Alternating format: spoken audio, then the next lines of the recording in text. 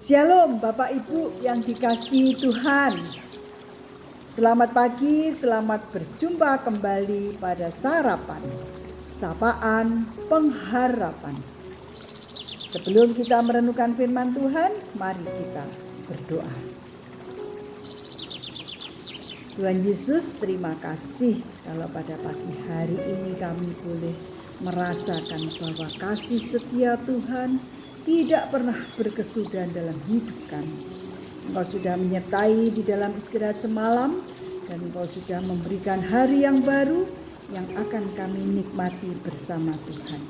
Biarlah pada pagi hari ini kami boleh merenungkan sebagian firman-Mu untuk mendasari hidup kami, sehingga apa yang akan kami lakukan, apa yang akan kami kerjakan boleh menjadikan kekuatan. Firman ini boleh menjadikan landasan di dalam perjalanan kami hari ini. Terima kasih Tuhan, dalam Yesus kami berdoa. Amin. Ya, Bapak Ibu yang dikasihi Tuhan, pada pagi hari ini kita akan mengambil sebuah tema, yaitu kejujuran. Adapun ayat firman Tuhan akan diambil dari Matius 5 ayat yang ke-37. Demikian bunyinya. Jika ya, hendaklah kamu katakan ya. Jika tidak, hendaklah kamu katakan tidak. Apa yang lebih daripada itu berasal dari si jahat. Bapak Ibu yang terkasih, di dalam Kamus Bahasa Indonesia, jujur itu artinya adalah tidak berbohong, lurus hatinya, berkata apa adanya, tidak curang, tidak palsu, ya. Itulah arti kata jujur. Di dalam kehidupan kita, Bapak Ibu yang terkasih, sejak kita mendidik anak-anak kita yang masih kecil, kita selalu tanamkan kepada mereka, yaitu untuk berkata benar, untuk berkata tidak boleh bohong, tidak boleh ngapusi, ya. Bahasanya itu tidak boleh berkata tidak jujur, ya. Nah, contohnya pada saat ulangan, ya kan, kita selalu mengingatkan anak kita untuk berbuat yang jujur. Kamu ulangan tidak boleh nyontek, ya kan? Karena itu merugikan dirimu sendiri kalau kamu menyontek. Nah, itulah sejak kecil kita sudah tanamkan kepada mereka untuk berkata jujur, ya. Betapa pentingnya Bapak Ibu kejujuran, baik di dalam perkataan kita, dalam pekerjaan kita, dalam keluarga kita, ya. Hubungan antara teman, juga di dalam pelayanan pekerjaan Tuhan.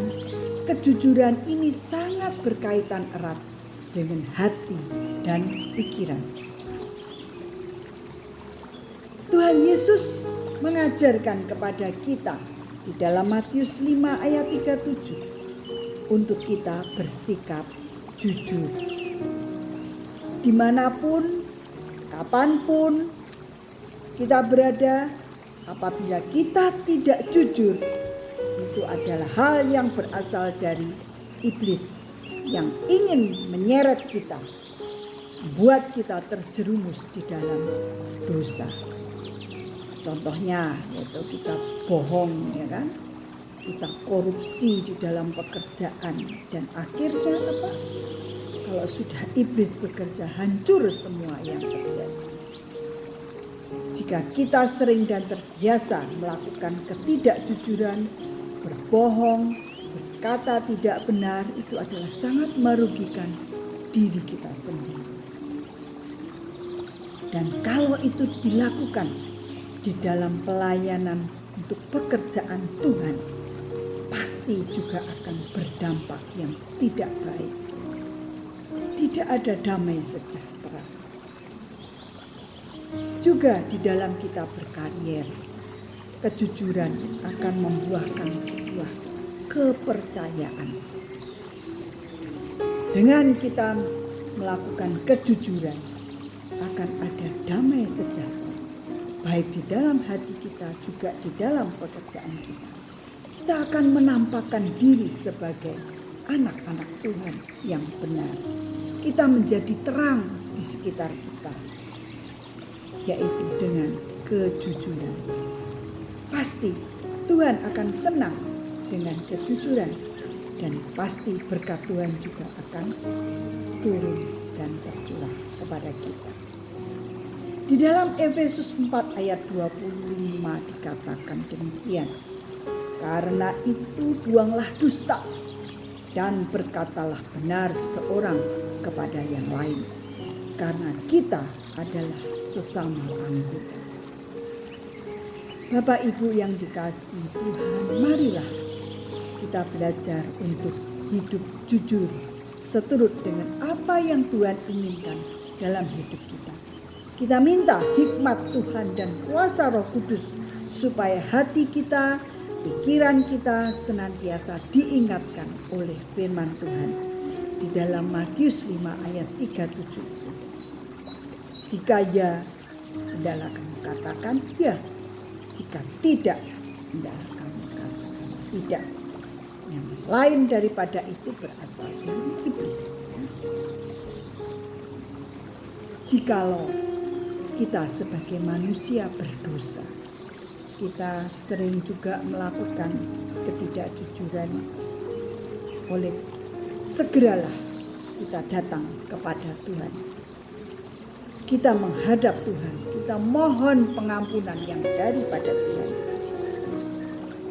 Di dalam 1 Yohanes 1 ayat 9 dikatakan, jika kita mengaku dosa kita, maka Ia adalah setia dan adil, sehingga Ia akan mengampuni kita dari segala dosa dan menyucikan kita dari segala kejahatan. Sungguh luar biasa kasih Tuhan kepada kita. Kita terus diingatkan dan kita boleh juga datang kepada Dia. Mohon Tuhan, ampuni aku kalau aku bersalah kepadamu. Kalau aku melakukan tidak baik, melakukan yang tidak benar, Tuhan ampuni. Dia adalah Allah yang sangat mengasihi anak-anaknya, dan Dia akan mengampuni kita dari segala yang kita perbuat apabila kita mohon kepada Dia untuk belas kasihan Tuhan. Jika ya, katakanlah ya. Jika tidak, katakanlah tidak. Selain daripada itu berasal dari si jahat.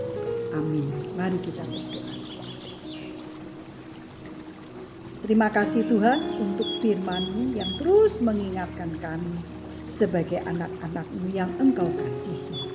Biarlah firman ini tidak lalu begitu saja, tapi biarlah terus kami ingat di dalam hati dan pikiran kami, sehingga apa yang akan kami lakukan itu boleh kami lakukan seturut dengan kehendak Tuhan.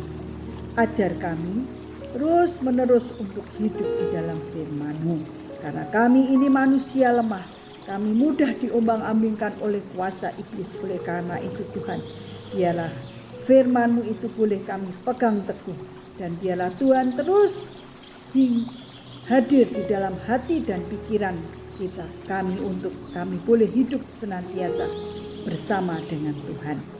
Kami yakin dan percaya Tuhan pasti akan menyertai kehidupan kami, khususnya pada hari ini. Kami juga berdoa Tuhan, kalau pada hari ini kami mengingat untuk teman-teman kami yang saat ini terpapar Omikron.